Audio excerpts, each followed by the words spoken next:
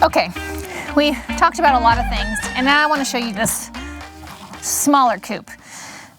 I know we talked about building a coop and having a large coop. Sometimes you might even just have a coop this size, and that's totally fine if you don't have very many hens. You can get these at the local Tractor Supply or online. And these are nice because they can lay their eggs back here. This actually has a little tray that you can pull out to clean their area inside where they roost, and it has a tiny little run. The reason I do feel you should have one of these also, not just your big area, is because there's going to be times that you're going to need an extra place to put your chickens.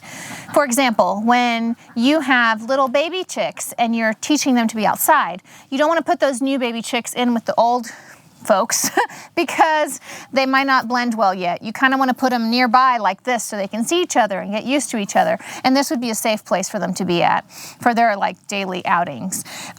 There will be times where a bird might get sick, and in that case, you have to quarantine them. And if you need to quarantine a bird, I've done this before, you want this to be far away. You could move this somewhere far from your other chickens. You don't want your other chickens getting sick. If maybe a bird is injured and needs extra care and you don't want them in with the other birds, you can put the injured bird in here. So there's many reasons why having a separate place is a good idea. Sometimes people will use a dog kennel, that works too. Sometimes they'll get a dog house, and that works too. But just keep in mind that it's always great to have a plan B for when something happens. You don't know when something will happen, and you might need a place to put someone, and you just want them to be safe also. So something like this works really well, especially when you're going to get baby chicks and you're going to integrate them in with a new flock. The last thing would be if you just get full-grown chickens from another farm. I've gotten full-grown chickens before from another farm.